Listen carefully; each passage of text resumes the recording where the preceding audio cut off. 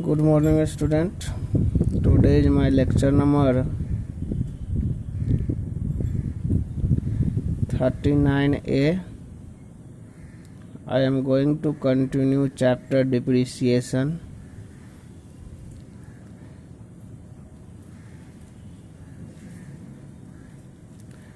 In my previous video, I have explained about the theory of depreciation, and now there are two methods of depreciation. So let us see methods of depreciation.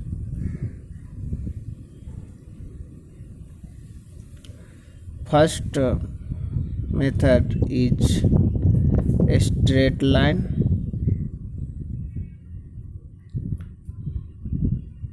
method, and second method is written down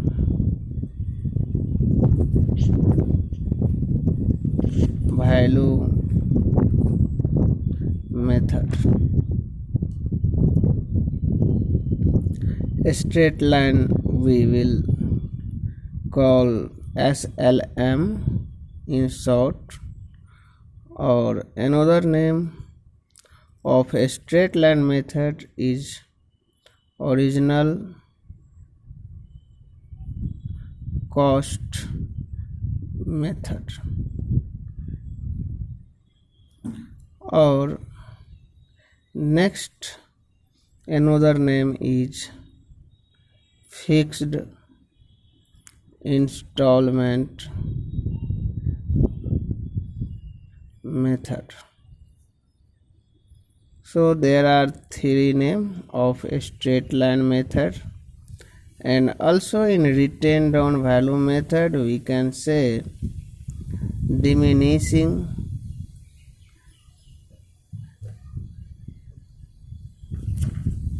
balance method,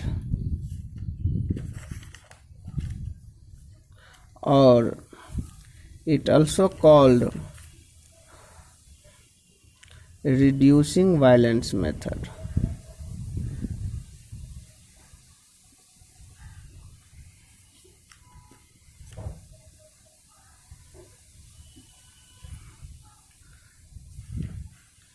Now we have to understand difference between these two methods, and I am grasp you with some example. Through some example, suppose in a straight line method one assets cost rupees 10,000 and depreciation is charged 10% per annum. Then in first year depreciation will be 1,000 and remaining balance will be 9,000. Next year again depreciation charge 10% of 10,000, then it will be 1,000 depreciation, and after second year it will remain 8,000 rupees. Again in third year, if we will charge 10% on 10,000, it will be 1,000 depreciation, and after 3 years it will remain 7,000. Now in written down value method, suppose same cost and same rate is taken for consideration, then cost 10,000 and in first year depreciation charge 10%, then it will be 1,000 and remaining balance will be 9,000. And in second year, we will charge depreciation on 9,000 at the rate of 10% per annum. So it will be 900 only, and remaining balance after 2 years will be 8,100. And in third year, we will charge depreciation at the rate of 10% on remaining balance 8,100. So it will be 810, and remaining balance will be 7290.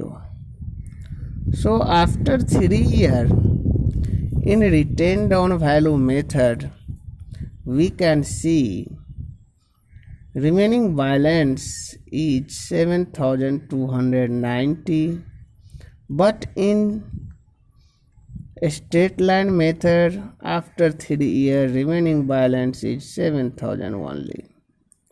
So we can say that for buyer, straight line method will be appropriate, but in the point of view of seller, written down value method will be appropriate. Now there is some difference between straight line method and written down value method. First difference is a straight line method charge depreciation each year on original cost. So you can see 1,000 each year. But written down value method charge depreciation on remaining balance. In first year 1,000, second year remaining balance 9,000, so it will be 900, and in third year 810. Third difference will be after some year the cost of machine will be 0, cost of assets will be 0 through a straight line method, but through written down value method it cannot be 0, it can never be 0. So these are some difference between straight line method and written down value method. Now student, you have to learn a formula when rate of depreciation is not given in question. When rate of depreciation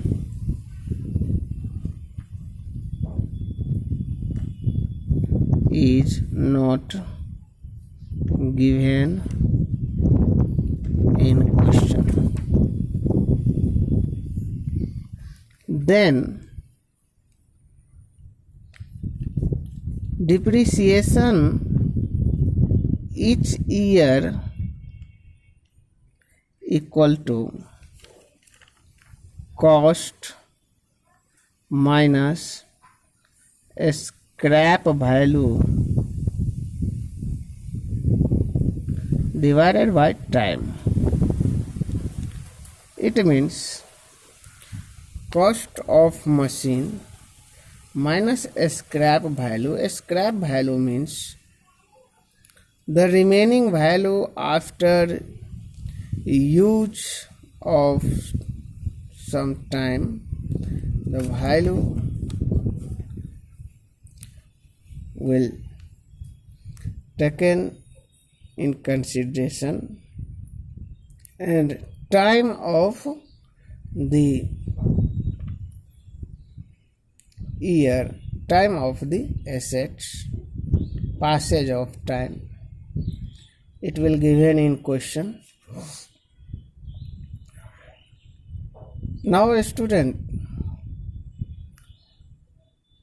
a scrap value is also known as residual value, face value, another name face value, residual value, scrap value, etc.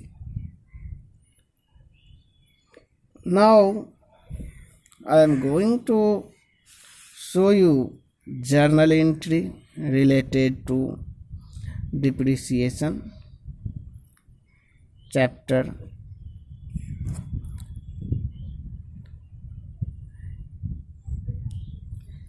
We all know when machine purchase and assets purchase,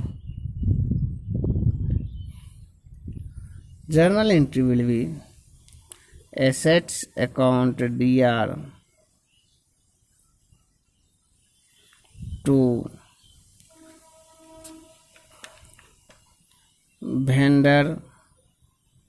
vendor's account or bank account or cash account,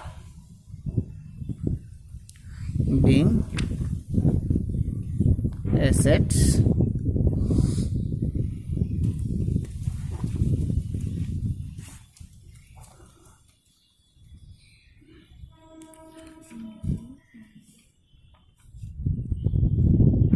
purchase.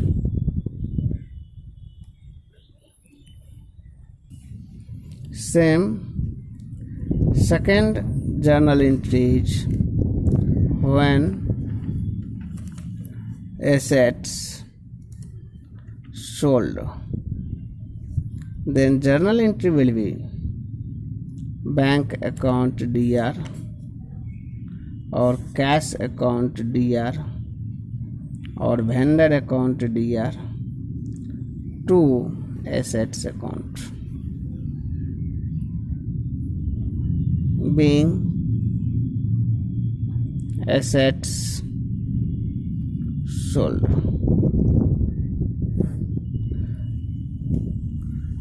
Now, student, third journal entry will be when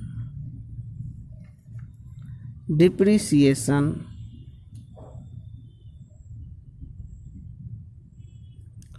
charged on assets. Then journal entry will be depreciation account DR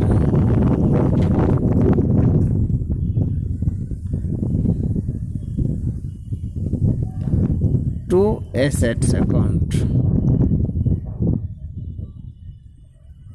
being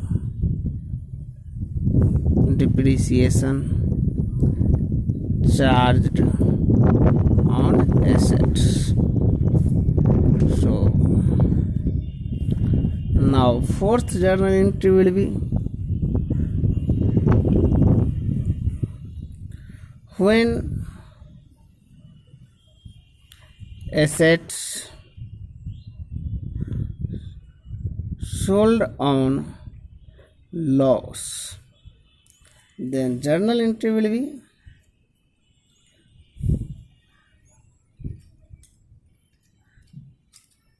a statement of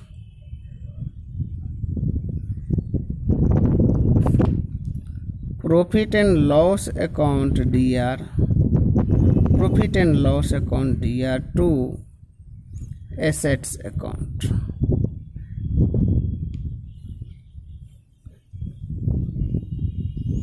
And fifth journal entry will be when assets sold on profit, Then journal entry will be assets account DR to a statement of profit and loss account. So these are 5 journal entry related to this chapter only. Most probably this journal entry will come under this depreciation chapter only. Now this journal entry will transfer into ledger account, and in this chapter we have to prepare only ledger account. There is no journal entry is given, but ledger is prepared from journal entry. So this is necessary to explain the journal entry related to depreciation chapter. Now in this chapter we will prepare assets account generally.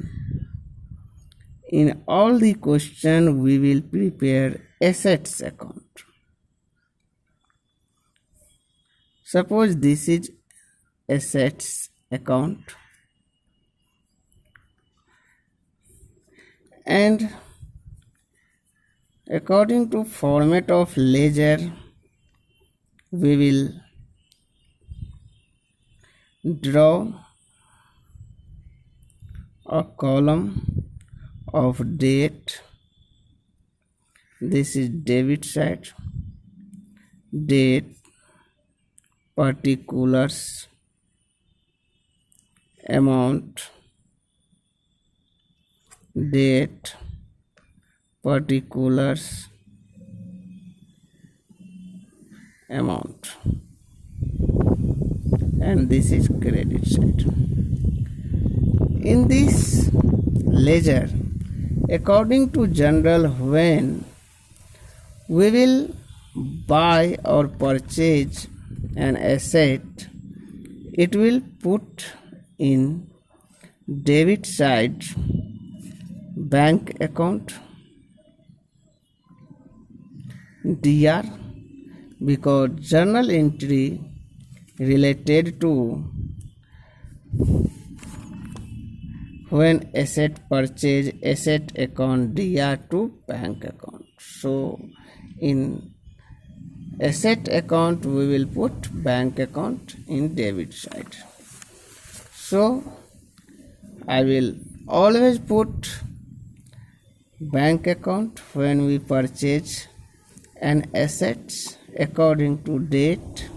Suppose the assets has been purchased on 1st April 2020. The amount will be in amount column. Same if depreciation charge on an assets, then it will be in credit side always, depreciation account. It will charge on last of the year, suppose 31st March 2021, after 1 year, and amount will be in amount column. Now student, when we will sell the assets, then it will written in credit side bank account according to date. When asset sold on loss, in credit side of assets account I will write a statement by a statement of profit and loss account.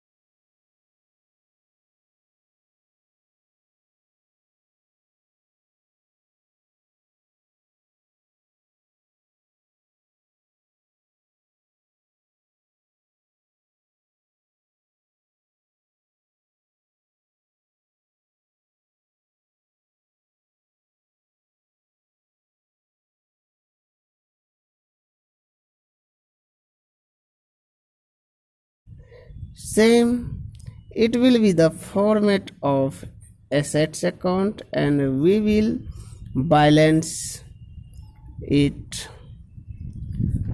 So I hope that you will understand the process for making of an assets account. I will solve the question in my next video. Thank you very much.